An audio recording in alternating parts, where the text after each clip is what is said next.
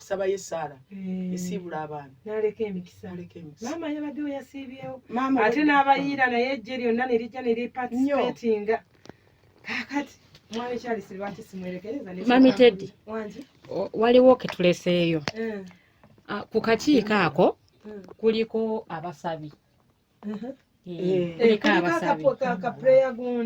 kuliko abasabi babeerayo nga bakalakata essaala babasaba busabi abajja abagudunesi batugamba bo bawangulira mu ssaala kati omwami bamita Makuni mumanyi mwami Makuni tata Priscilla bakwatagana ne mwami Kimera era bwe batutegera retreat z'okusaba nga abajentonensi bwe babeerawo bwe batuwa essaala.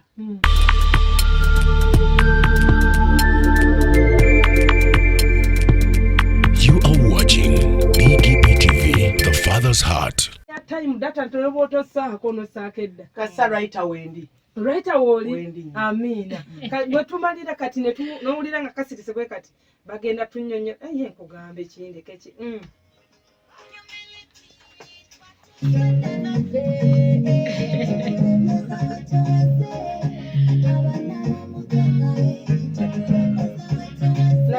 ngamba nti kiriyo kaso era nga batusazeeko dda wano batukyalidde mu mpewo za 17 akatonyeza 5 Inamani Radio eddoboozi lya Kristo ery'omutima nabagambye era kambagambe nabagamba luli nga se tubeeko nabagamba ente erika ngendo gitwala nga muwakana naye ffe twali tugitwala ffe twali tugitwala bwe mwamala twabaleka buli tuli bantu bakulu corporate twina bangi tusinza kuddaawo ate naye kanyanirize omu ku bakulembeze ba gentleness yanatubulira ekiddako bano agenda bayingizaamu atya kubanga nga bwe muwulidde mu studio eri esinze ne bwebadde luli katukwanirize oyogereko eri abatumuliriza neyanziza nnyo munnange neyanzege mukulembeze munnange wabanyonyodde nti gwokulembera hope towakana nnyo ze nsonga yange lwaki mwatutente njinyonyodde kati nze ndyomu ku bakulembeze ate nze nkwesobolera olwekisa kya mukama ffe Yesu Gentleness family abakulembeze tuli bana nze mukyala Nsubuga olwekisa kya Katonda tulinayo omwami Kigundu Harrison olwekisa kya Katonda tulina Diana Nalure Mrs.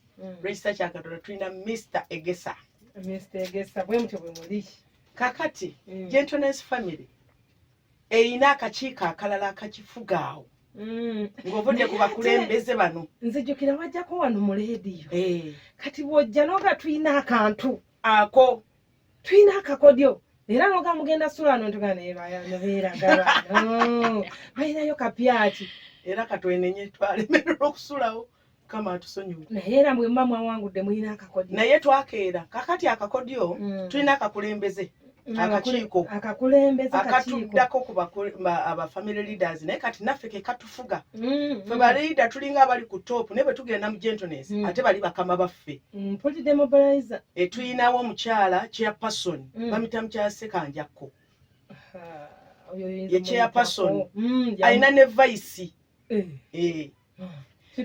kakati tulina ba mobilizer ye mwami n'omukyala breast ate onoonyanga ba mobilizer balamu abadde muyina tusinga naye olete Charles kakati tugateko omukyala tulina ba treasurer babiri tulina omwami Lwanyaga ne mukyala Jeje bakwata nsawo ya gentleness mwatukola akakodyo tulina ba secretary abo omuwala Dorcas Nsubuga n'omuwala Angela bonna bakola kakati ffe ffe tubeere eri twebuuzibwako bwebuuzibwa naye wano waliwo ground yabazanyimulada twakola emyaka mingi mukama yatuwa ekisa ne tuweereza abahopu muwulirize kubanga ebintu bino bestadi Mary olina okuba essimu n'ongamba kati bamobilizer bano akuyigga n'akunonya ku mukutu n'akukubira n'akutuukako ku bigere ate ffe okimanyi nti ffe bafamily leader abantu batukowadde kakati ono akuba essimu abapya babeetaaga n'akugamba mami oluwa kino sinnakiraba bwe ba gentleness bag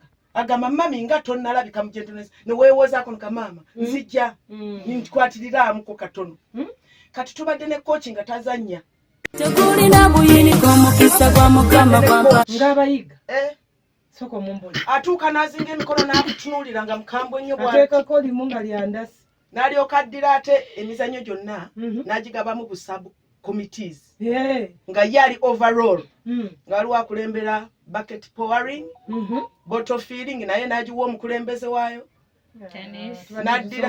n'addira tennis nga naye alina amukulembera kati ono akola overall ye alumba abakulembeze naye nga baabaana bajja ne babibeeramu kubanga buli muzadde abadde n'obayita ne bagaanirayo bamobilize bayagaza abantu ekintu buli lwajja alina okunywa ku kyayi n'ekyokulya oba tolina transport nekimunoonya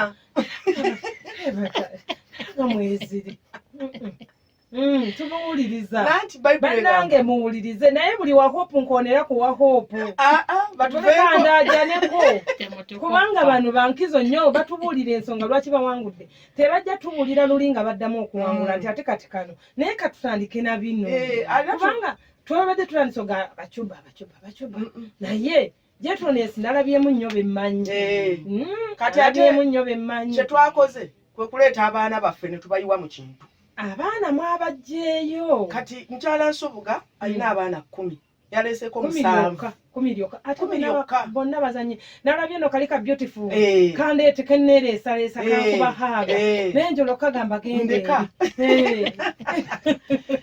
naye ekisa kyatubedde amazima byonna katwagala okuyimusa erinnya lya Yesu kama yatubedde natutekako protection tetwagudde bigo nina omwana wa Hope yankwasiza ennaku mune yabadde amuwa akati akati ne kabagwako akati ne kayiringitanga ttena ate awo twade tugenda osimbira n'akagoba ate n'agwa kati yagenza okusitika ngali wala nkisane kati njagala kwebaza Katonda atatuganyiza kugwa bigo sigamba nti mwe yabawaddeyo naye wabaawo okusoomozebwa mu bintu ebifaanana bwe bityo naye tuwa Katonda ekitiibwa ku lunaku lw'omukaaga actually tuyimiriddewo okwebaza Katonda ku lwa UCC yonna titwatambudde bulungi ne tubeerayo bulungi mirembe ne tudda bulungi nga tewali mwana abuze nga tewali mwana afunye buzibu kwegatuwa Katonda ekitiibwa ate nga abaana basibye mazzi nkugaye omuzukulu wange Dremo mumanyi bulungi obweddanga bwe tumujjamu akuba miranga ninawe nabadde ntambulira nga ngenda kulambula ku bantu bange nensanga obwana buto nga kamu ka myaka 3 akalala nga kenda nga kagamba tuddeyo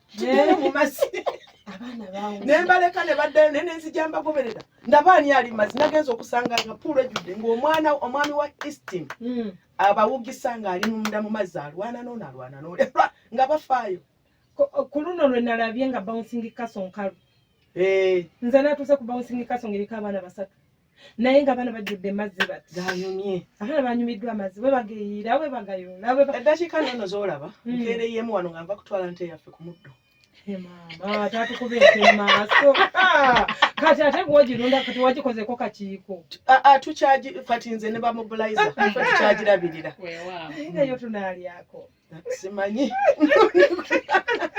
tonaba akakiiko tekanatula gikolera pulani era tugenda kati kutandika ate tetunaba kutuula kuba tukyaggwambuko kituufu naye kampeko ku mobilizer waffe atunnyonnyola ekintu yakikola atya abantu Gentleness mbadde njiraba ng'abantu bale si be bawagiza ennyo si be bakiika ennyo kakube kujja ku Monday kabeere Friday nga si be bajja ennyo mwakikoze mutya uyo bannange Mukama yeebazibwe twagala okwebaza Katonda tegabadde maanyi gaffe naye kibadde kisa kya Mukama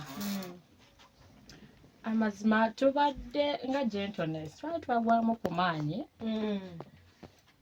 ng'abantu tebakyakuŋŋaana kugamba oba oli awo nga waliwo kugamba nga tetulina akakiiko mami kayogeddeko naye bafamily leaders baffe baatuula ne balowooza ku kuleeta akakiiko naffe ne tufaayo engeri gye batuwa okubeera bamobilizer ne tufaayo ne tugamba katunoonye abantu baffe ne tukola kyonna ekisoboka kuba obusimu gamba nga tubanoonya kwegaba buli gwe bateeka mu kifo yakola weewaawo omanyi lwaki nkugamba ffe twakakolako nempumulira mu kisa buli gwe nateeka mu kifo ng'ate nze munoonye Katonda wange buli gwe nateeka mu kifo naye ndoza ekintu ekyo Katonda akiteekako ekisa n'olaba nga abantu bootaddeyo bakola katolaba trainer nabyo natuuka ekiseera nenteekako training just kudduka athletics naye yatuukanga ku kisaawe linanga nti namulese yeebase kakati ne binsobera ate naye ng'abuuza nze kaliŋŋamba kampani k'emikono tunuulire Katonda era nze njagala kwebaza Katonda olw'ekifo kye twafunye nze nabadde sikisuubire ffe twajaganyizza kyekimu ng'abagentones kati olaba mami kino ekintu oba ngambe nti kuba kwagala kukula ndowooza oliina kyoninga kati nze n'omwami batwa kubanga tuli bamobilizer nze nenkyagala n'okwagala family yange oli naye n'akimatira weewaawo kati mba nina okuyimirira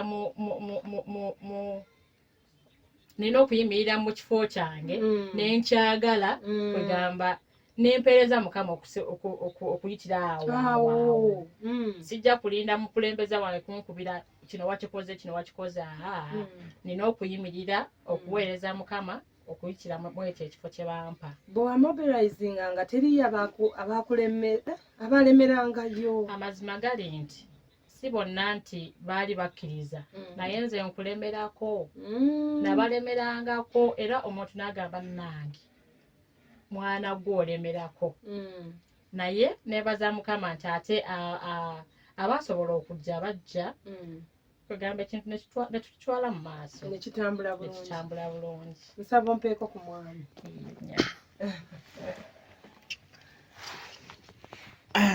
bannange Mukama yeebazibwe Blessed Charles gemanya tuli mu kyaki yaffe ya UCC naye waliwo famire ebadde ekulowoozesa nti mu UCC mulimu famire emu wabula ate nakyo nze bulijjo manyi mulimu famire emu naye najjukidde negentonesebaddeyo munnange abantu abatuwuliriza ku 107 katonyeze 5 twagala obbagamba nti mu UCC mulimu famire gye bayita gentleness ate n'abantu babadde bajjanga oba omuntu nga zebuzi ng'ajjira ku linnya lya famire eyo nsobola okugenda mu famire eri nange naye kati Mukama yagenze n'atuyamba ffe twabaddeko ebintu ebyekyama bye mutaategedde obukodyo mama waffe abo babuwulidde naye temwebuuziza lwaki enkuba owedda yagala okutonya ng'ate tetonya ekyama kyabadde mu gentleness bye wasabye twabadde n'omukyala Ikoba Agnes omukyalo yabadde mu tenti yaffe awe yamanyi okusabira essaala entuufu ezikwata enkuba yabadde yagamba mpaka gentleness ng'emaze okuwangula enkuba tejja kutonya n'abeerawo n'asooka atukwatira enkuba kati ye mwami we n'agamba ate kagenda abasabula eri mu kaludo n'abasabula yakobya amatatu ku ppaka namba emu nga yasoose era kale naffe omusumba waffe yabadde namba 2 kati ekirungi Hope kye yatukoledde yatuleetedde engoma ate yabadde tuliyaanye kati obwedde bwe tuwangula nga batukubira engoma ate Hope ng'ekubira ffe kati babadde tebasobola Hope twagala obbeebaza bambi batukubidde engoma mwatuleesezaawo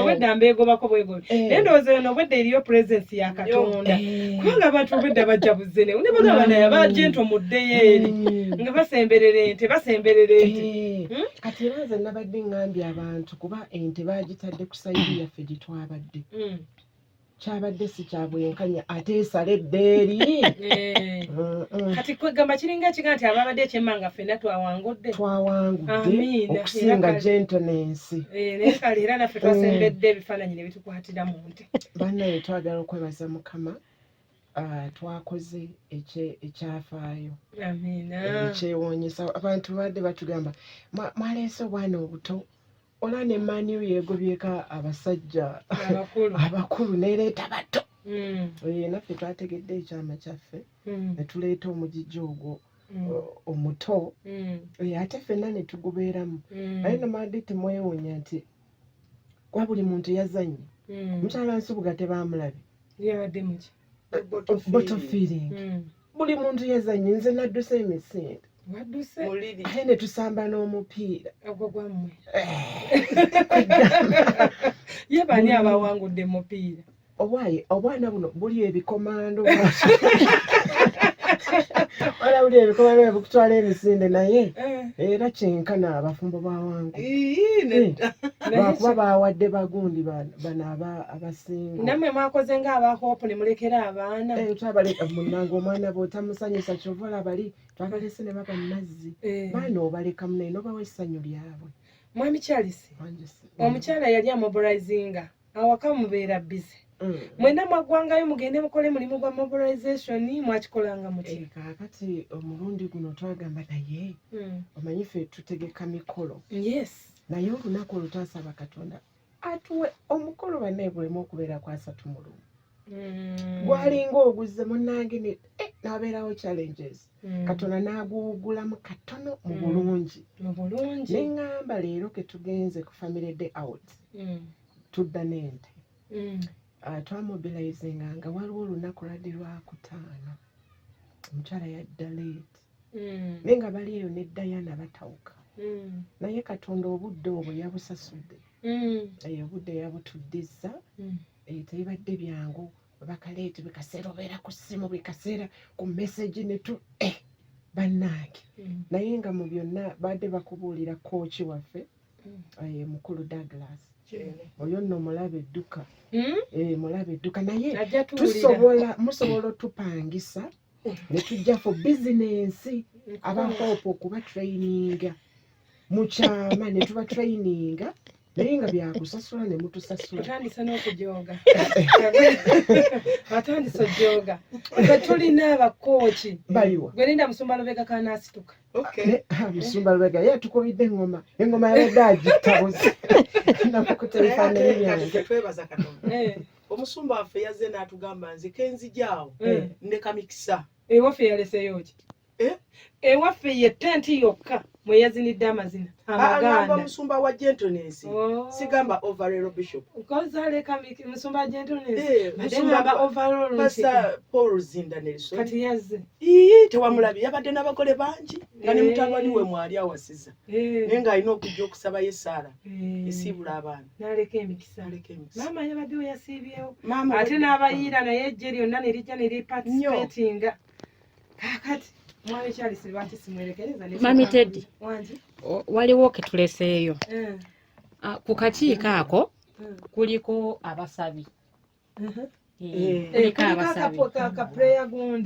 kuliko abasabi babeerayo nga bakalakata essaala bo basaba busabi abajja abagudunesi batugamba bo bawangulira mu ssaala kati omwami bamita Makumi mumanyi mwami Makumi Tata Priscilla bakwatagana ne mwami Kimera era bwe batutegera retreat z'okusaba ng'abagentleness bwe babeerawo bwe batuwa essaala bwe batulungamya mu spiritual ekintu kiriko ddala kyokitegedde era kale ekyama kamala okuwulira gentleness wano ngetutwalamu n'oluvannyuma ogenda kwebazaayo ku bantu ate era otusiibule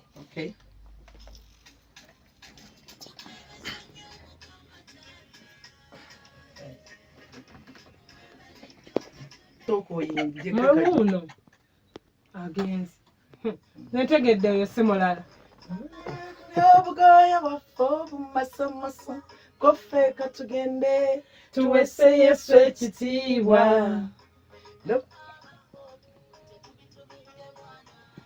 babategedde aba Hope wanji president amina yogera Mukama yebazibwe munnange weebale tusabire ekitiibwa kya Mukama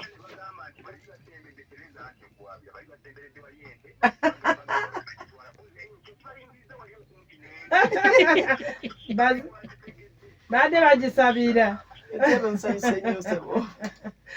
babadde bagisabira mukyala Nsubuga bangi nnyo baako n'abantu beweebaza oluvannyuma bona bawe essimu ziizino ye maama bayinza obeerayo buuza yeebazibwe nnyo Yesu Omunazaalesi nkuwulidde mwanyina nze nkuwulira mwanyina nze Nsumba mpozi ng'onvuddemu Owale tosobola kusigalayo mwanyinanze.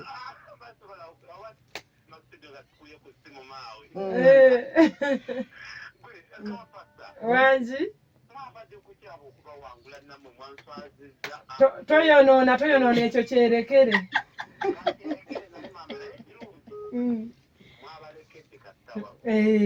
Mama mwanyinaze Justice Sekongs. Kale mkwano. Era webala olukungana lw'abavubuka. Agenze. Nze naye nakola endagaano. Effamire yonna ewangula empaaka ekigere ekyo. Nze era mbyogeredde wano. Amiina. Hello. Kakati wamayogera. Kakati njagala kusooka okwebaza Katonda ku lw'olunaku lw'olwomukaaga olwa 31 August 2024 ekisa kye yatuwa okumalako olubulungi family day out yaffe eya 2024. Kati nzizaako okwebaza taata waffe omwagalwa ne maama omulabirizi Dr. Serumaga ne Sarah olw'okutwagala ennyo baabaddewo okuva lwe bazze ne batukwasa ente yaffe obudde nga buzibye. Nze buli obwekwasinze bwokyansuseeko. Banaye taata tukwebaza. Thank you for loving us. Amina. Kati njagala kwebaza nnyo ba supervisor baffe. Nabo baabaddewo. Paka last. Omwamkyala Rosemary Nyanzi. Mami waffe omwagalwa omubwati. Ne dadi waffe omwami Matovu mwanyinanze. Batukoze bulungi. Matovu yaliwo. Omusumba Matovu. I mean omusumba Rubega. Ntiddemu nange. Pastor Rubega, assistant supervisor. Batukoze bulungi. Kati njagala kwebaza mwami Kigundu. Mu ngeri y'enjawulo. Akasukkulumuko. Kasukkiramu ddala. Sebo mwami Harrison. Mukulu Kigundu. Family leader wa gentleness. Munnange yoga. Mukama kutuwere nnyo omukisa oyimiridde mbituli bingi. Naye Katonda akuwa omukisa. Nagenze ne mukusalako ne kakkala sikekayaka. Ogera kefuga ekisaawe. Okitegeera. Naye nafuweetu. Kati njagala kwebaza nnyo omusumba waffe Pastor Nelson Paul Ruzindo wa Gentleness Family. N'abakulembeze bonna aba Gentleness banaye njagala kwebaza nnyo coach omwami Kyeyune Douglas. Omwana Rita. Ani? Angela beba kachiro ne Diana nga banoonyeza Gentleness Family. Ewiiki eyo mwali mu conference y'ebubebbere naliyo. Kakati nengamba kasite mabigwali yakakiiko omanyi nti nabadde sina pressure. Nga we buziba n'enkuba y'akasimu n'enkubirayo omukuumu n'embuuzaako ne baba mami tutambuza ekintu. Banange Mukama bawe nnyo omukisa aba committee mwenna eddimu eddene lye mwakoze. Ate njagala kwebaza Gentleness Family yonna awamu olw'omutima ogw'obumu gwe baalaze. Olaba ne Sekanja kali ebulaaya yabadde ku online nga kwawagirira. Amasimu agakuba n'agamba mbalengedde. Ntusonda kino n'agamba ezange ziizo. Ate ebintu bitambula. Essala n'aziweereza obusimu yabukumbye nga sobola namukwata ng'embeekuulo nnyingi. Nze kwegamba natuuse ekiseera enzijjako galubindi n'eziwa musumba Kalugaba nkwatireko. Nga mpulira sikyategeera. Naye kankubulira mukyala Tereza. Empaka zino nga zitandikira ddala mu UCC. Okimanyi nti Gentleness ffe twasooka okulya embuzi. Mwasooka owangula. Kati tuwangudde ente. Muwangudde ente. Tubadde ninayo ekiteeso. Omwaka ogujja nga tudda mu mpaka. Ffe twagala twegatte ku family emu tugisindiikirize naye wangule. Nange nina ekiteeso. Badde nina ekiteeso kubanga ekiteeso kino nakiwulyako mu family leader wa Gentleness. Ng'agamba tuggyemu empaka. Ebyempaka. Bikome. Amazima gali bwe gati. Kati engeri gye ntandise okuwangula tuzireke. Empaka bazireke n'omwaka ogujja tukomewo.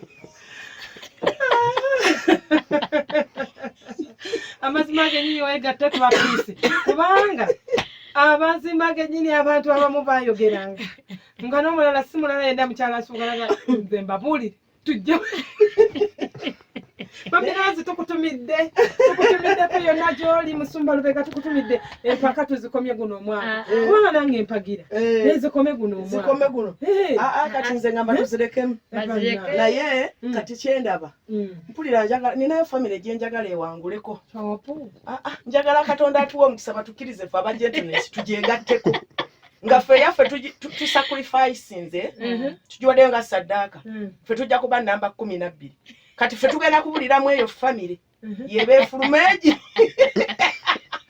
oyinza ogyogera tugireke naye waliwo watuuse njajjogera oligyogera kale naye kubanga ayinza okugaana munna ebiguba kujoga bujoga wali olabyeko omugole ng'agaanye emperekeze nagaye emperekeze saagala emperekeze katinaleero oyinza ogyetuggako naye mu butuufu ndowooza byange nja kubyebaza nga mumaze kale tubate mugende kuleka zino essimu zammwe si zange kale kanziwulire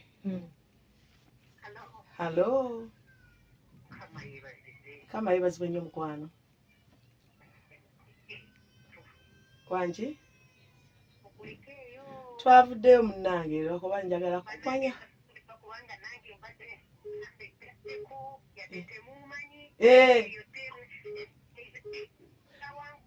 eyawangudde yeyiyo eyo tiimu eyo gyempulidde eyo yeyiye wamma erinnya gwani erinnya nalya buli buzi kale bayi etiimu eyo yeyiye teri ndala kakati gentleness mulinde ndole munagenda mu hope mwesibe bbiri kubanga tetubali tubaleseemu kaawo bulesi tujje amaanyi hello kama yebazibwe nnyo mukwano oyo muwanguzi diva maama bazanyo bawulidde bazanyo mami hope bajja kuwaka ekigere ate nkyagala byaddala bayi gwe diva ana batuuse emisinde bonna buto buwe bukukama kankuwe noono lunaku lwammwe hello inaman lunaku lwa gentleness yebaza katonda oyo mama Diana linda wa gentleness mama tusanyusa okuwuliriza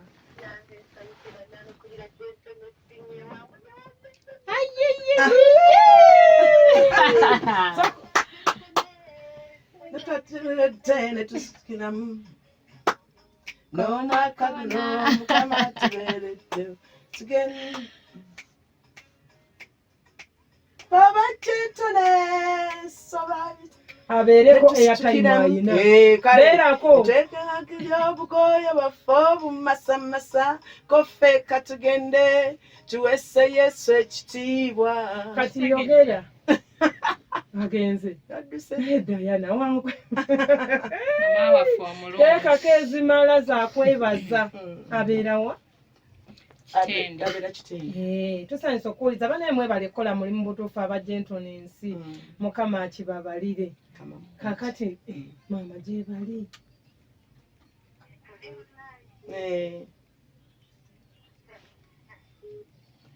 anji halo mukama yebazibwe nnyo mukwano tuli bulungiko nnyabo mwebale mukama bulungi obwedda gwe nnoonya erinnya weebale kujja nga mbuze weebale mukama mulungi amiina oli wa famire ki nantale kati ajja kuba wa gentleness anti ye muwuliriza wa ledio kakati naye kati agenda kudda mu gentleness godde otyawo todda mwewangude hello mukama mulungi sebo tusanyusa okuwuliza tusebo nambanya naye katubebaze mwebale ekyokulamu akitukwatidde it's fine kale osinzidde wakimuli muyenga mukasa mami bagambe tutuzeeyo mu kifo kyaffe kiri ffe tuddayo twazeeyo just mu kifo kyaffe ffe twasooka ne kimuli tubawa ojja kunkubirako muyenga bukasa nga sikumanyi eyo nzaalire kama yebazibwe mukwano amiina nnyo okomyewo daya Mama Gentleness. Wangi. Twavuddeyo. Ekkubo twalirabye erituzza awaka. Ani ono? Kyonna. Kati oli wa ggwanga oli mu famire ki? Bannange. Kati deno mu Gentleness wali ente.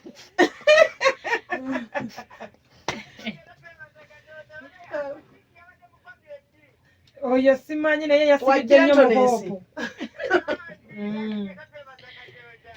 Wadde ankuba naye wa Hope talina kyakkola.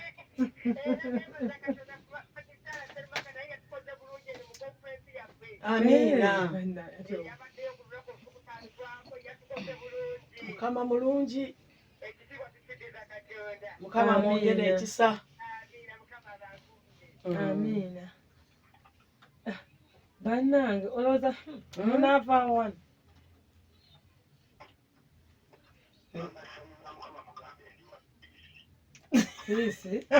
Faith. Wapisi. Yandigambye Faith kuba Faith. Naye yeetaaga ebeereko n'abannyini. Ayagadde peace. Ayagadde peace. Muwala wange ali ebweru yagambye peace kajja agizaalire baana be bajja okugisobola. Radio giviire.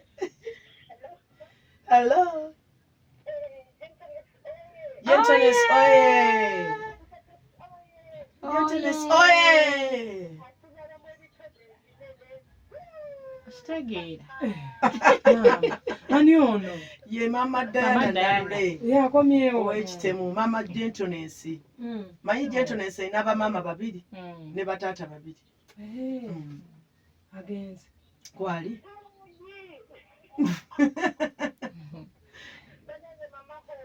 Wangi. Njagala kigere. Bisambi. Inchizize. Mukama yatuwanguza.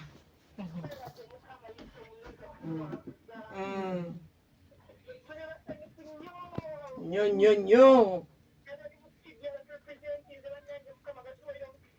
Amina. Amen.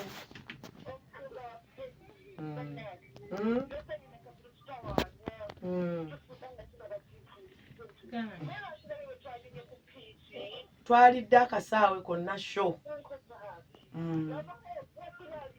Nange nabalabye nga nange mwendi. Wangi.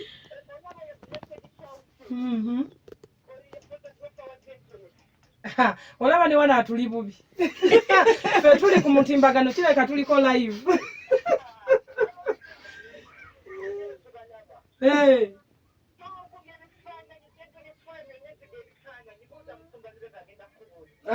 Wa Gentleness. Anti mukulembeze abeera ku buli muntu.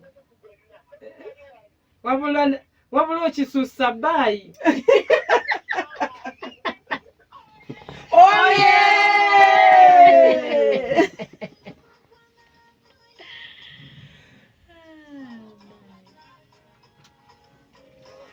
Nyoza tugende.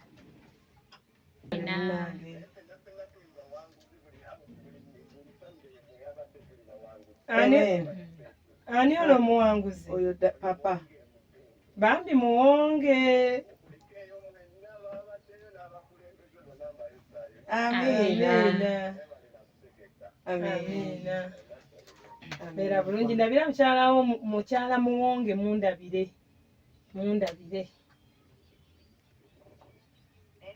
Hello. Kristo yeebazibwe nnyo mukwano. Mukama yatukomezzaawo. Oye, katubayambeko tebaliiwo. Amina.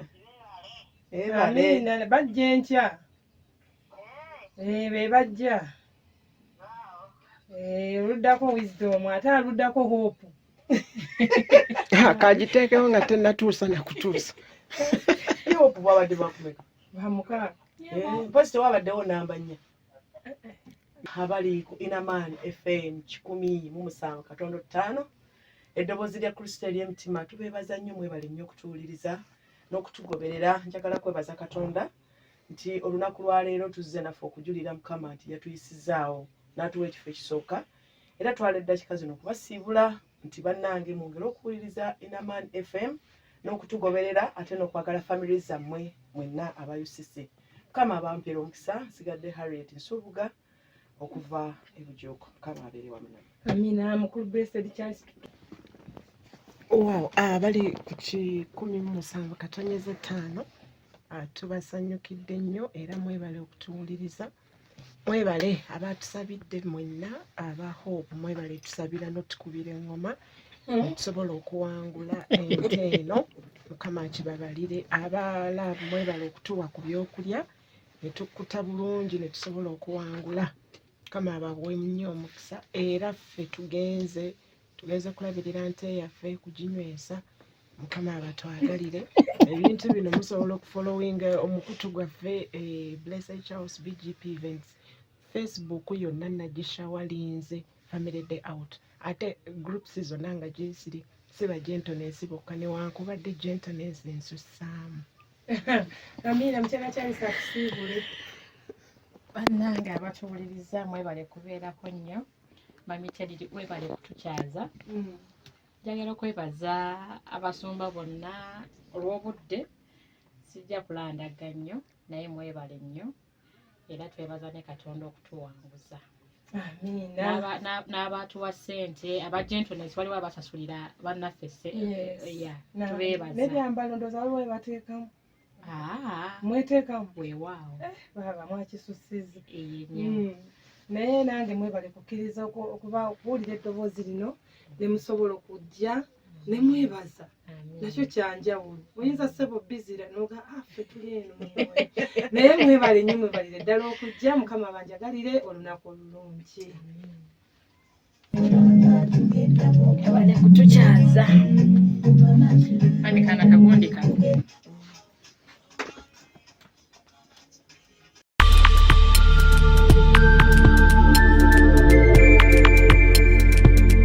You are watching BGP TV, the Father's Heart.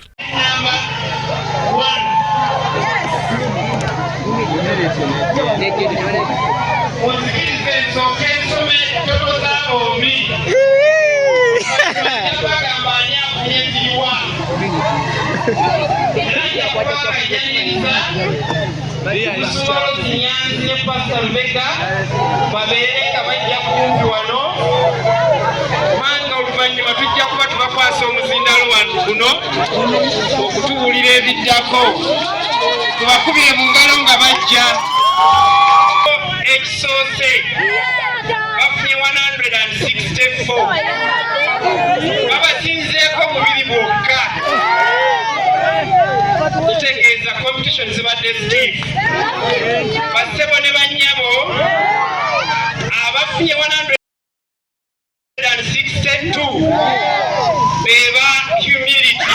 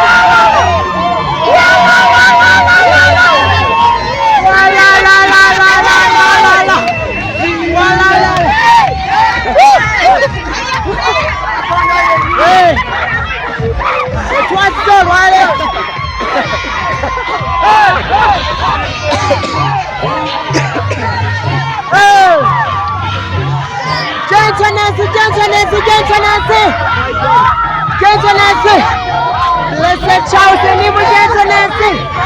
Tuchukule mukama chitukolede. Nakedo kusaba mukama webale.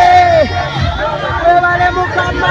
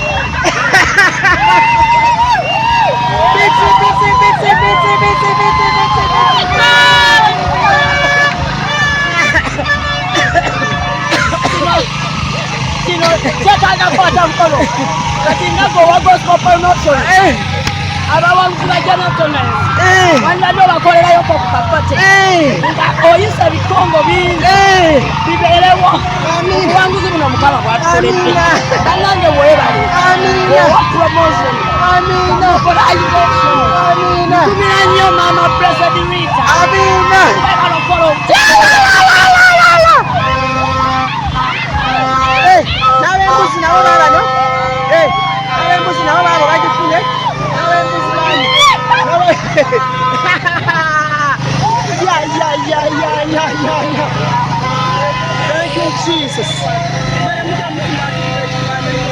Thank you, Jesus.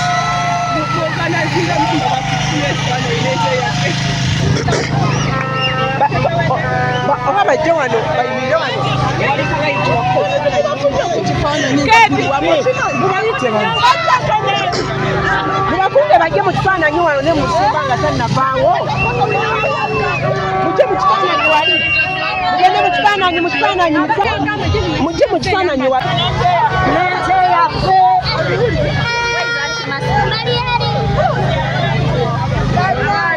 Katika kaleko mulabiriza kwa sababu muzebirabo byabo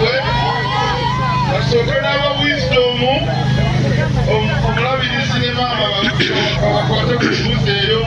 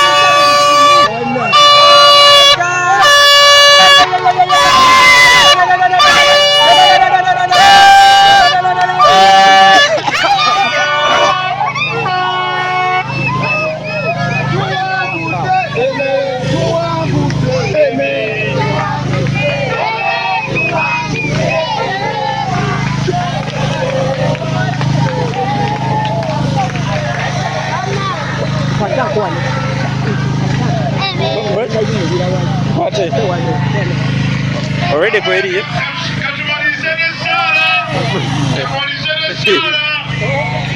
teri mu kitangala obulamu obulungi tewali afunye accident mu kisaawe jangu mu kitangala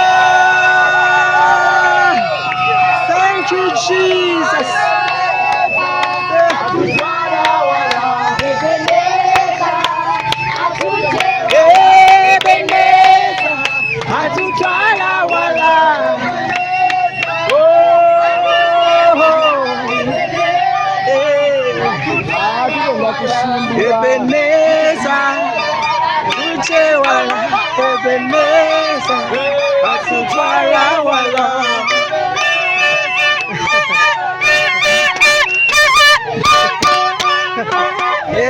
Nana baby yakiri muno, ayente yajikute.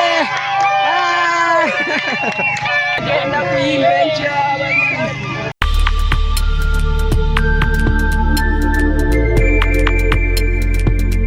You are watching BGPTV, The Father's Heart. Tegulina buyini kwa mukisa kwa mukama kwa mpate nchimanyi. obadde okimanyi nti osobola okufuna event planner and manager okuteekerateekera omukolo gwo gwonna kati osobola okumufuna nga mulokole obutafuna stress yonna. Big GP Events be bantu abatuufu oyagala cakes, ebifaananyi ebirungi ne video, motoka z'abagole mu bika eby'enjawulo. Jangu tukuyambe, tukola decoration ali ku mulembe, tulina bridal gowns ne changing wear, obutebe, tents, abafumbi abalungi, saako PA system, ekyuma ekisunsula obulungi. Ate nga tukulira ne budget y'omukolo gwo ejja mu nsawo yo. Saakuba ushers baffe abali smart, abataswaza mukolo gwo n'abogezi b'emikolo abalungi bakatumwa, ate nga tusobola n'okufunira reception y'omukolo gwo. Kati oyagala suuti, makanzu agatwalibwa ku buko oba gomesi, tubikufunira ku bisale ebirungi. Big GP Events bwetegeka omukolo tukuleetera n'abayimbi abasanyusa abagenyi bo, saako okukola selection y'ennyimba ezigendera ku mukolo gwo.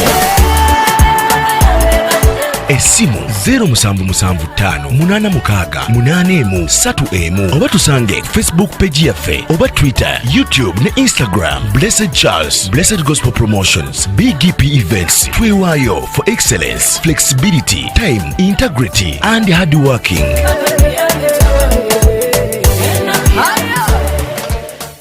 Big GP Events, likinga, subscribinga, obogoberere, ero yanirize n'omulala. Byonna bya Tekulina buyiniko mukisa gwa Mukama kwampadde nkimanyi. Obadde okimanyi nti osobola okufuna event planner and manager okuteekerateekera omukolo gwo gwonna kati osobola okumufuna nga mulokole obutafuna stress yonna. Big GP Events be bantu abatuufu oyagala cakes, ebifaananyi ebirungi ne video, motoka z'abagole mu bika eby'enjawulo. Jangu tukuyambe, tukola decoration ali ku mulembe, tulina bridal gowns ne changing wear, obutebe, tents, abafumbi abalungi, saako PA system, ekyuma ekisunsula obulungi. Ate nga tukulira ne budget y'omukolo gwo ejja mu nsawo yo. Saakuba ushers baffe abali smart, abataswaza mukolo gwo n'abogezi b'emikolo abalungi bakatumwa, ate nga tusobola n'okufunira reception y'omukolo gwo. Kati oyagala suuti, makanzu agatwalibwa ku buko oba gomesi, tubikufunira ku bisale ebirungi. Big GP Events bwetegeka omukolo tukuleetera n'abayimbi abasanyusa abagenyi bo, saako okukola selection y'ennyimba ezigendera ku mukolo gwo.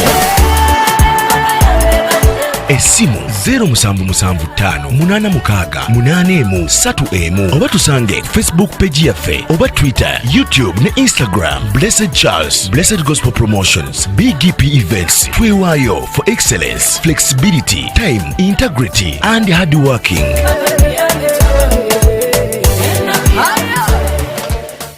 Big GP Events, likinga, subscribinga, obogoberere, ero yanirize n'omulala. Byonna bya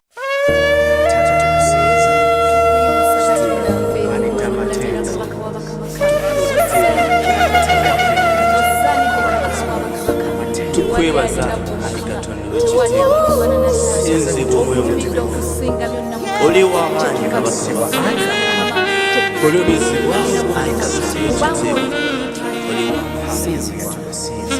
Mbunama bw'oli, mbunama, mbunama ku bigere byo, mbunama bw'oli, mbunama, mbunama Yesu ku bigere byo.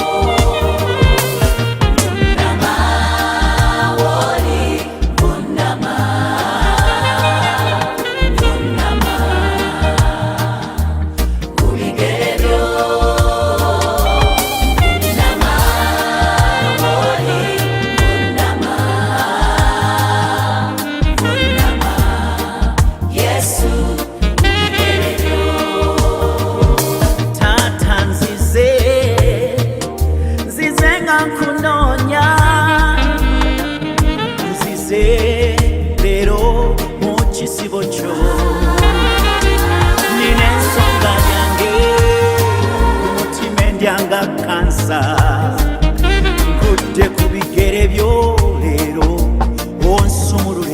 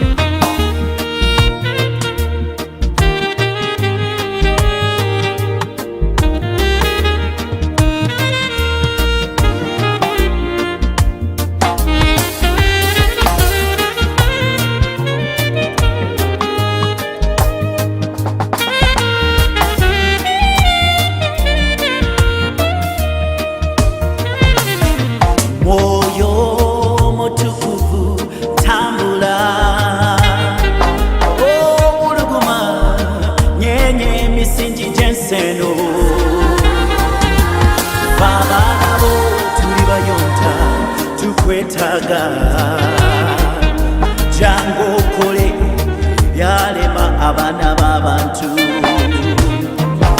taata nonabye ku bigere byo awo wooli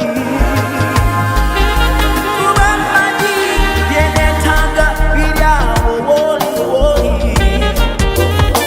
nyanukula olwaleero siimye yesu abakkiriza obanukula n'obanyweza